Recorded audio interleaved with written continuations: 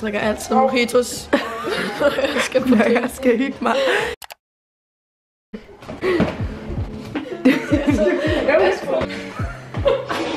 Skål, Malle. Tak fordi I måtte komme. Hej gutter, og velkommen til den der. Jeg kan ikke sige det igen. I dag, der skal vi lave en lidt anderledes video. Jeg skal til at være lidt kreativ sammen med søde Amalie. I dag, der skal jeg simpelthen lære at brodere by the champion herself. Amalie er rigtig god til at brodere, og derfor har hun sagt ja til at lære mig at gøre det i dag. Så det er simpelthen det, vi skal. Og I kan ikke se det, men vindueskarmen er fyldt med alt muligt, der ser utrolig giftigt ud. Og vi har legnet op med mojitos. Mojitos, og jeg har købt en t-shirt. Så alle the basics er bare... Den er bare on. Så jeg tænker, Malle, at du skal ligesom bare styre lidt fremgangsmåden. Jeg ved ikke, hvordan man gør. Og jeg nikker, smiler og vinker og nikker og er bare enig i alting. Jeg har fået en bog, fordi jeg skal tegne. Det her, det er en broderingstus. Og når man tegner med den, så kan man bare vaske den af med vand efter, så man kan tegne alle mulige fejl på det, der sker. Og det kommer der til at være. Så jeg skal brodere, jeg har været lidt ambitiøs, at det vil jeg jo sagtens kunne. Så jeg skal faktisk brodere, I kan ikke se noget som helst, men jeg skal brodere den blå dame af Henri Matisse. Men jeg tænker jo lidt, at det skal være på venstre bryst, men det er jo ikke der. Så det skal et lille tip på at tage bogen ind i trøjen, så der ikke kommer til de der rynker der. Og hvad så? Altså sådan, hvad med størrelsen? Hvordan ved jeg, hvor... Du tegner jo bare så stort, som du gerne vil brodere. Så det du tegner, det ser du tegner efter. Okay. Det du tegner på, der er det jo bare der, hvor din tråd skal gå igennem bagefter. Kan du, imens du tegner, fortælle lidt med det, what's the point about all this? Ja. Hvorfor broderer du? Det var...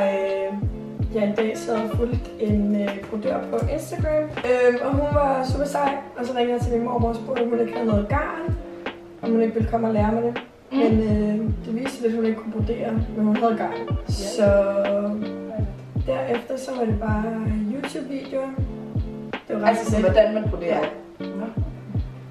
Det er faktisk, det er måske sådan lidt et godt tip til de danske YouTubere derude, hvis der er nogen, der skal have reviews, hvordan man broderer, eller strikker, eller... Og så har du lavet firma på? Eller Insta-business. Insta-business. Som jo ligesom faktisk er lidt hovedideen af den her video. At der er faktisk lidt... Skal man sige, at den her video er sponsoreret af Amalies Broderi? Jeg har sponsoreret med mojitos. Ja, Amalies Broderi har sponsoreret mojitos til denne video. Og pina coladas. Også pina coladas. Og broderi-grej. Og grej. Er sådan noget egentlig dyrt? Ja, hvis du køber det nyt. Jeg køber det nyt brugt. Nå, okay. Altså, det er jo ikke brugt, men det er bare folk. Der er rigtig mange gamle damer, sådan, når de stopper med at... Eller de begynder at få måske gigt i fingrene, eller når det begynder at blive lidt svært at så se den, whatever. Så donerer de deres grej, og det er sådan noget, de har samlet gennem mange år. Ja. Til Røde Kors, eller til Spilopper, der ved Kalundborg. Så har det mine poser med farver. Så her er der for eksempel gule nuancer og blå nuancer. Og så, hvis man skal lave noget med mange farver, der bare kunne sidde sådan og vælge mellem sådan, det var lige den røde farve, jeg vil have. Men du har også meget, ikke? Jo, samlet meget. Jeg kan informere om, at vi er faktisk ved at være igennem. Den bliver stor, hva'? Det kommer til at se langt. Ja, det bliver fedt nok. Ja, det ved jeg ikke, det gør. Nå, det er, at ja, jeg har afsluttet på 12 uddannelse. Og hun har? Gud.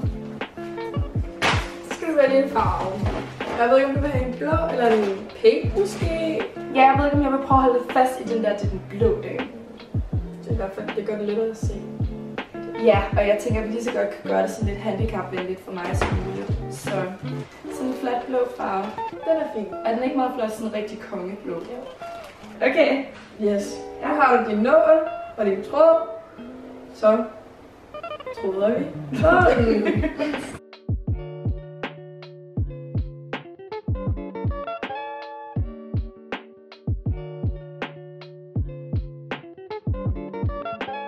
Så nu kommer vi til rammen. Den hedder en ramme, den der. Kunne du forestille dig, at hvis nu du satte en nål igennem her, og så igennem her, så vil stoffet jo gøre sådan der. Ja. Så altså hvordan over, så tager du den her ud og spænder op, og så når du har spændt den lidt, så trækker du lige stoffet sådan ud, så det bliver spændt. Ja, du vurderer. Man tager nålen op, trækker den hele vejen igennem, så man kan mærke knuden så først. Sætter man den ned. Altså, der er forskellige sting, man kan lave, ikke? Men for at spare på tråden, og det bliver pænere, og det hænger sammen, så sætter man nålen op igen i samme hul, og op igennem tråden. Kan I se?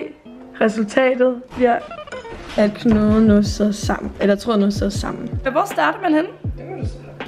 Nej, det var ikke et try-mulighed. Så kører du den igennem, ikke også? Så tager du nålen op igennem det sting, du lige har lavet. Og så skal du ramme op igennem tråden også. Så trækker du den igennem. Strammer en lille smule til. Sådan er det fint. Og så kører du bare videre. Malle, du skal gøre noget om din business. Og ligesom, ja, vi snakkede om dit koncept med genbrug. Det synes jeg, du skal fortælle om. Ja, min business er, at jeg broderer på genbrugstøj. Jeg går selv mest kun i genbrugstøj. Og det er fordi, at det er en god måde at spare lidt på jordens ressourcer på. Ved ikke hele tiden at købe nyt tøj. Hele tiden. Og så vil jeg gerne prøve at vise folk, at man godt kan gøre genbrugstøj lidt mere specielt, eller ja, mere specielt, eller måske lidt mere tiltrækkende ved attraktivt ved, at man for eksempel kan brodere på det, og man kan sådan vende der syge ting om. Men jeg kan godt føle lidt, at det er sådan noget lidt afstressende, sådan lidt terapeutisk, sådan sidde og hygge sig med. Det kan jeg godt. Så du sidder med en lydbog i ørerne eller et eller andet? Ja, en podcast. Og så en podcast. Du kan også godt sidde og se en serie, hvis det ikke er noget, du skal følge meget med. Ja. Men hele meningen med den her video var jo egentlig bare for at gøre opmærksom på, at Amalie har den her super nice business på Instagram. Hedder Amalies Broderi.